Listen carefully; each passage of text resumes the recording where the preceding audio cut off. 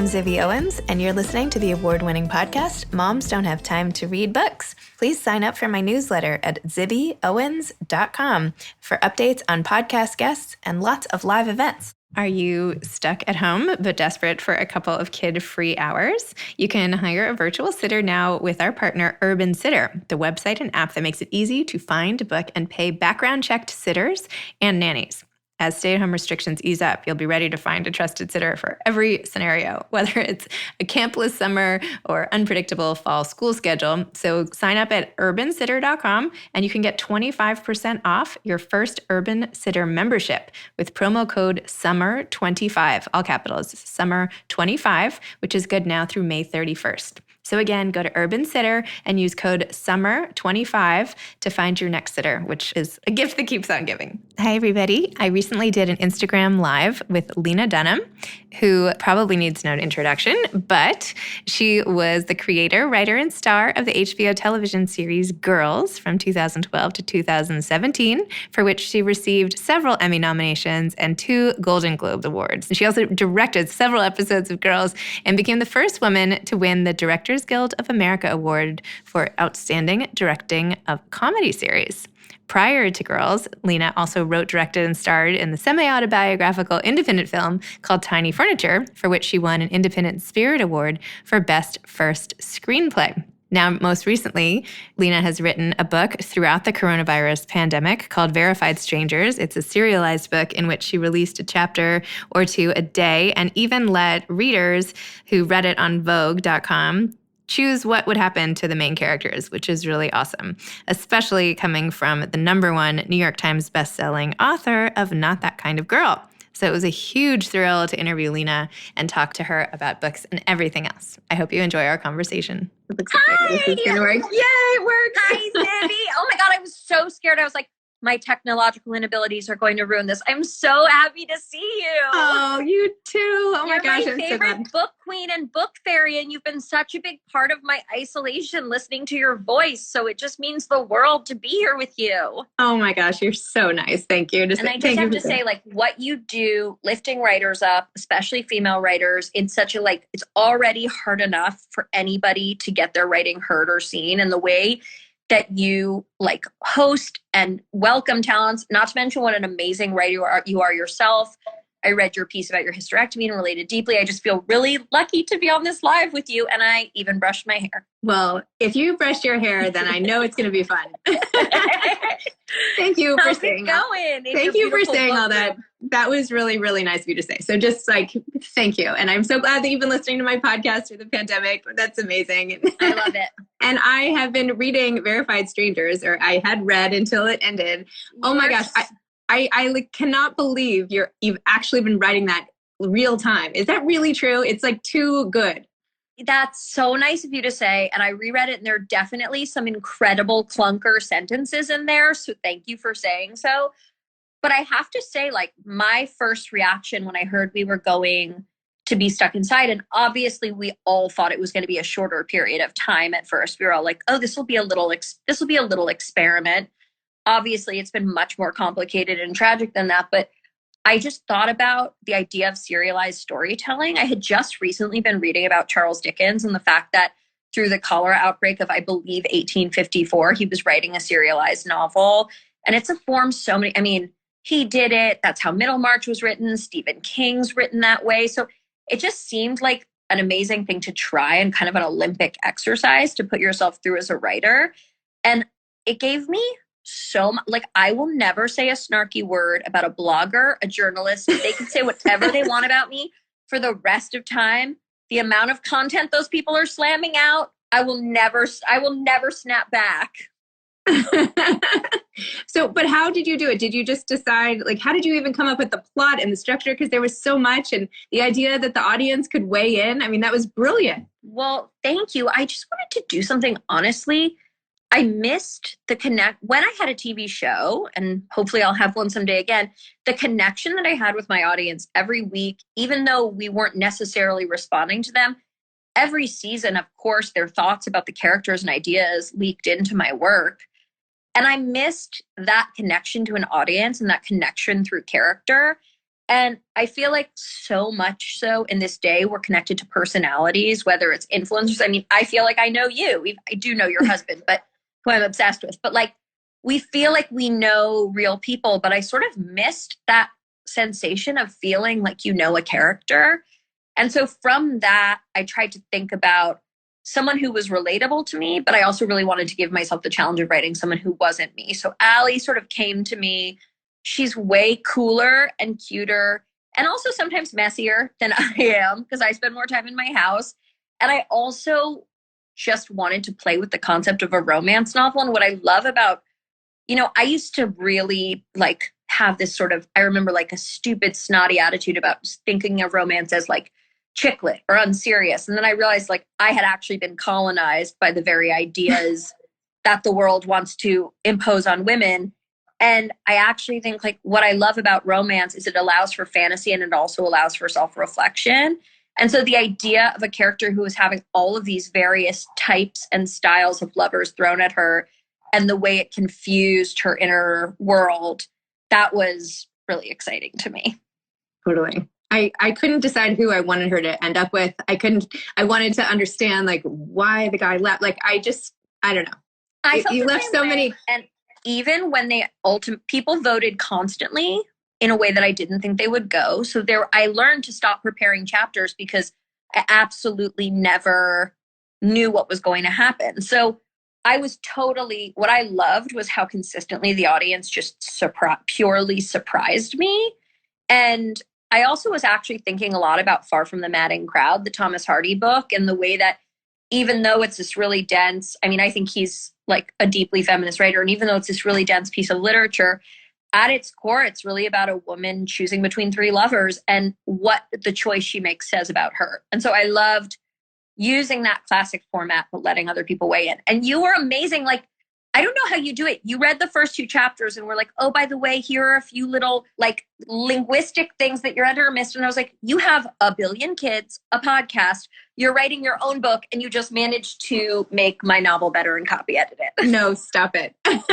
You really did. Stop. I read so much right now. It's like, I didn't realize when I started this whole project, I've always loved to read, but I didn't realize it was a muscle that you could develop so much. Like I thought it was a fixed skill. Like I read at this pace, full stop, but not true at all. Like I've been getting better and better.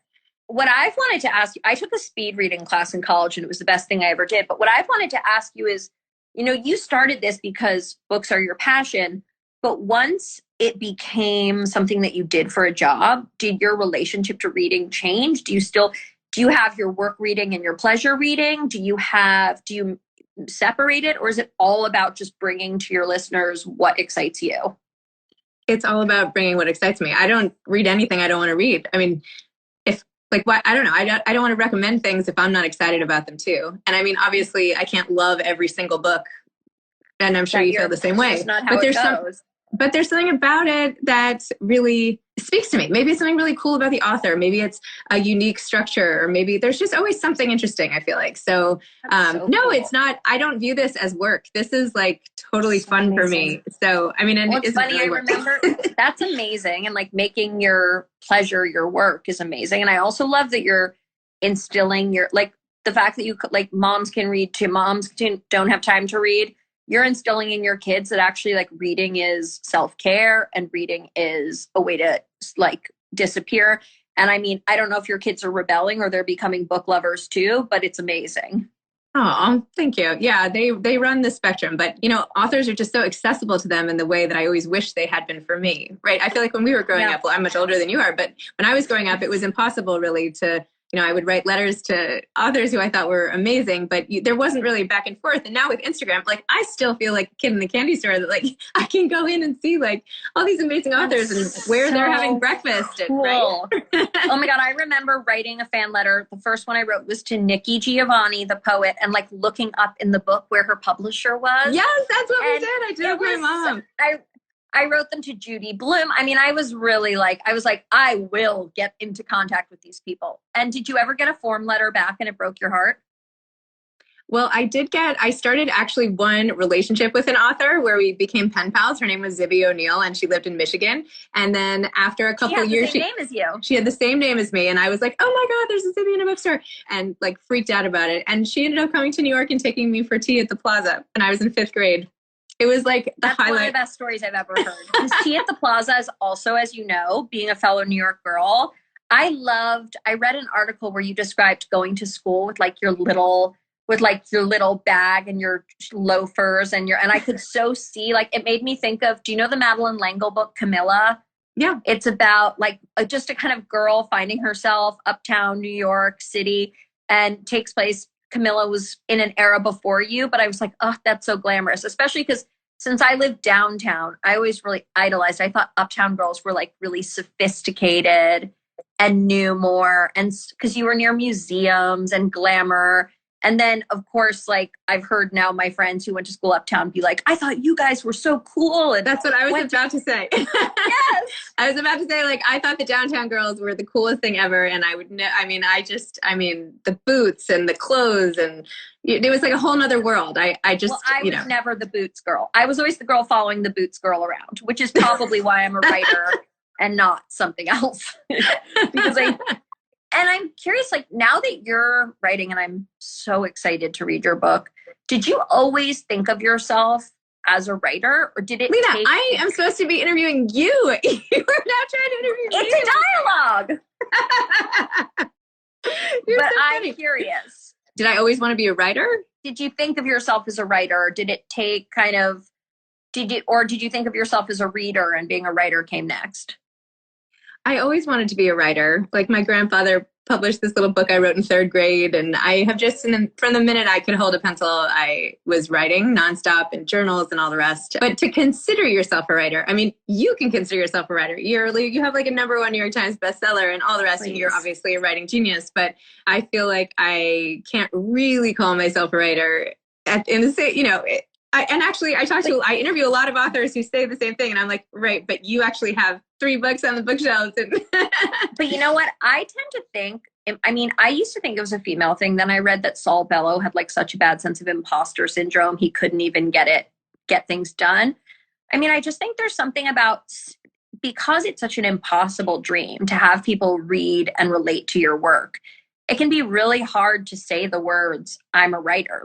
I know that it's definitely taken me time and effort to be able to really say, that's my job. And it's interesting when people ask me, what do you do? Even though I do different things, I direct and act, I always say writer, because I feel like writing is the generative force behind all of it. It's the thing that it makes the rest of it run. And I've never felt luckier than to have an imagination than in this time. And I feel like books and imagination are the things that are definitely getting me, besides my loved ones, are getting me through this quarantine period. And so it's feels like an especially poignant time to think about and recommend books.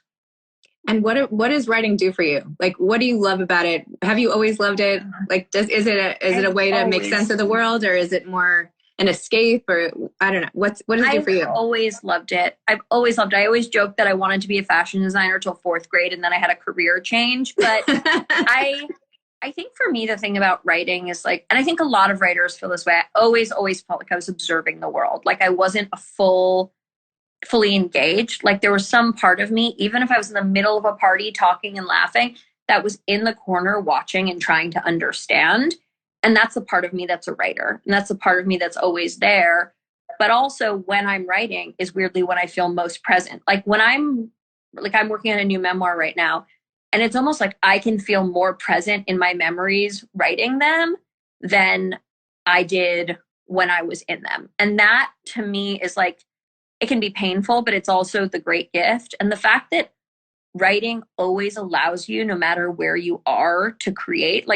When I make a movie, I collaborate with thousands of people, or a TV show throughout the process. Your husband works in film. If I'm doing kind of a project that requires online engagement, but you can write and literally suddenly live in a totally different space just by picking up a pencil. And I think I figured that out. I wrote a novel in 4th grade. Everyone has one of these. I recently found it. It was about a boy who lived in the ruins in India, because I'd heard once there were some ruins in India. I did not do good research. And like has to save his friend from a snake bite. But I remember like I was in 4th grade and thought people didn't like me. And for that period of time, I was in the ruins with this kid who was lonely and but much more successfully adventurous than I was. And it gave me that sense of connection and purpose. And writing's done that for me ever since. And I think it seems like this is how it is for you. It's also a way to frame your experience and understand what you've been through, and also try to like reach a hand out to other people and ask, do you know what this feels like too? Because for me, being read and having someone understand, or exchanging a book with someone that we both love, reading someone else, like that's the way that I know how to feel understood.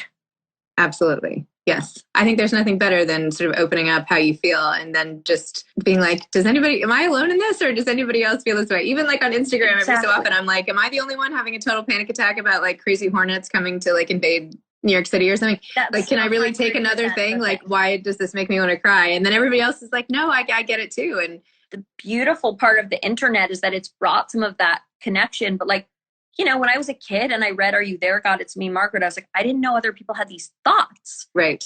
And that's the same way I felt in high school when I read The Bell Jar. And that's the same way I felt when I got older and I, you know, started engaging with, you know, same when I read, like I just reread Eat the Document by Dana Spiata, like all these writers. So I went like, oh my God, not to mention poets, where I went like, oh my God, your brain is occupying this same kind of level. It's a place for us all to meet. And I think that's like, for me, what's so joyful about it.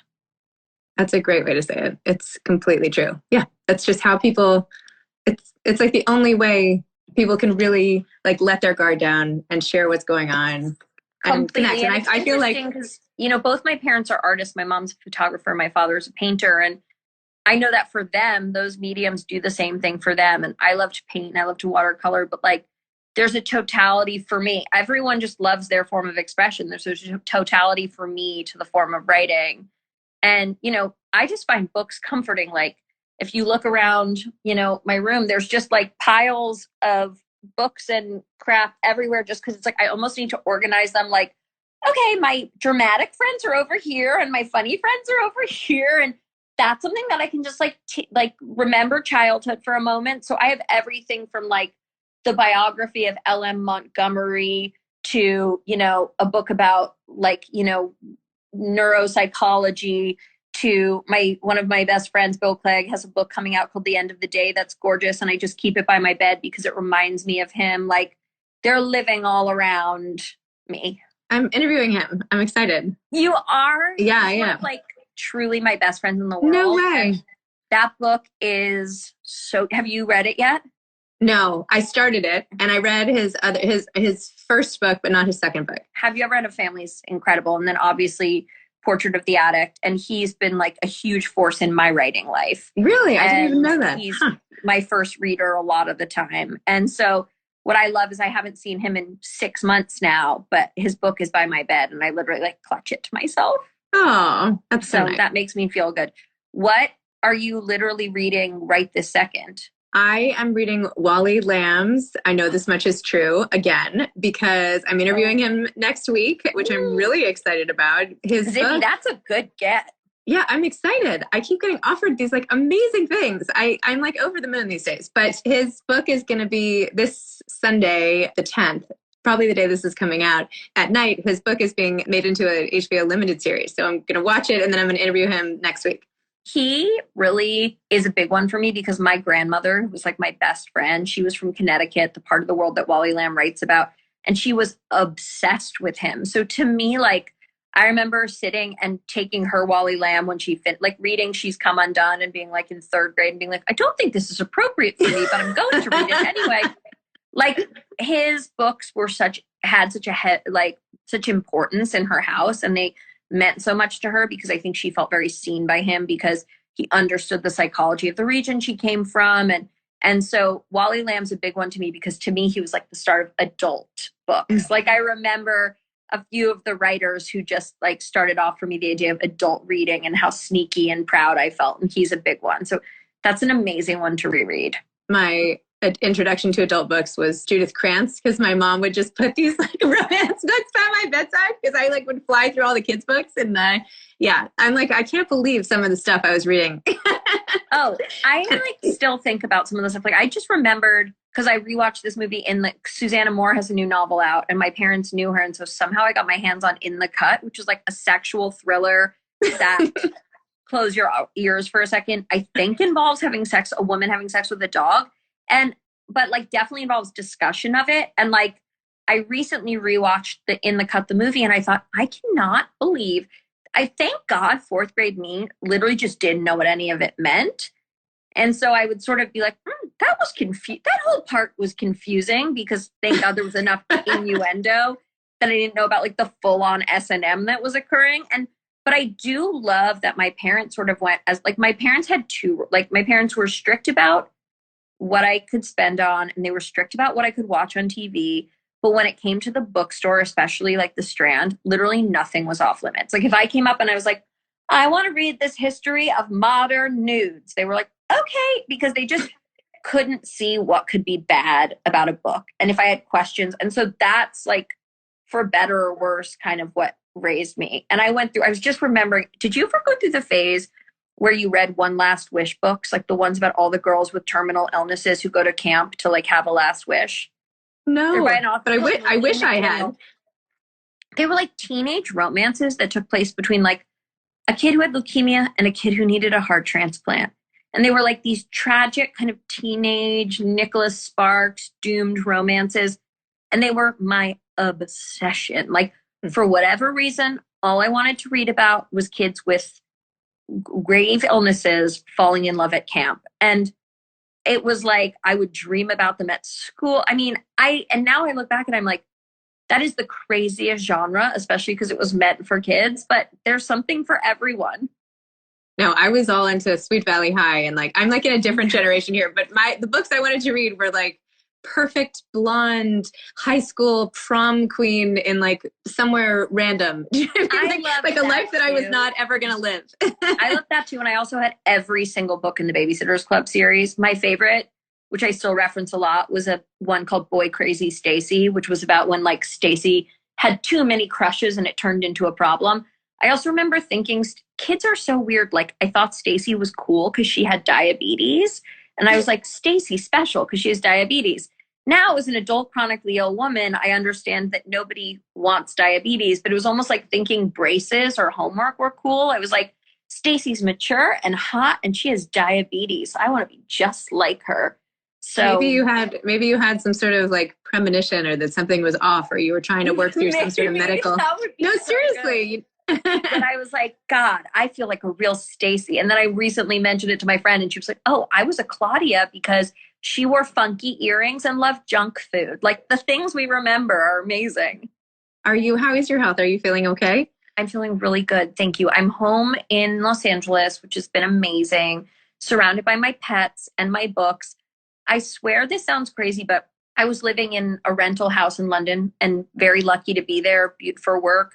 And, I brought a pretty substantial stack of books for travel, 20 or 30, but was reading a lot on my Kindle, which I do adore because it's a magical window into all books ever.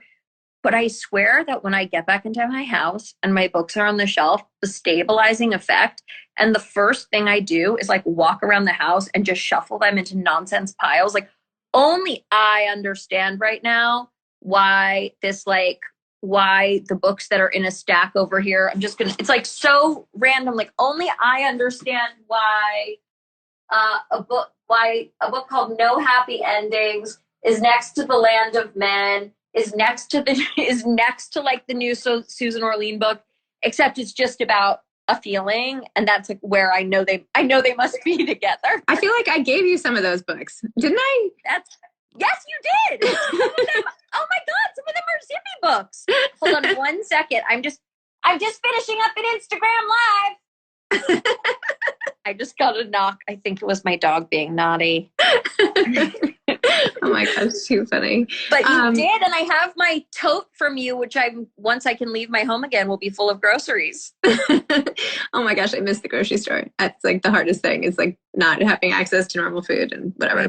I know. Woe is me. We're very blessed. But I just want to say thank you, because you really influenced me to kind of bring writing and serialized writing into my quarantine. And when I got your bag of books and started listening to a podcast at a really, really like perfect time where I wasn't feeling so well and I needed it.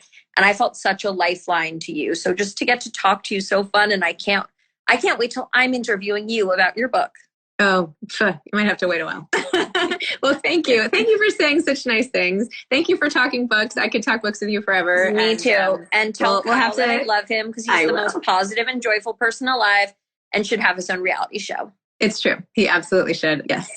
You're the best, Zibby. Thank you so much. Thank you, Lena. Thanks for coming on. You soon. Bye. Okay. Bye. You've been listening to Moms Don't Have Time to Read Books with Zibby Owens. Please make sure to sign up for my newsletter at zibbyowens.com to get more updates about episodes like these and also lots of live events. Thanks again to Urban Sitter for partnering with us today and offering a 25% discount on Urban Sitter memberships with promo code SUMMER25. So anybody who needs a sitter or a nanny or anybody to help you, if you can actually get out of your house, go to Urban Sitter. This will be your go-to and lifesaver. You can follow me on Instagram at Moms Don't Have Time to Read Books. Thanks so much to Steve and Ryan at Texture Sound for the sound editing. And thank you to Morning Moon Productions for providing this fantastic intro and outro music. Thanks for listening. You could always email me at zibby@zibbyowens.com.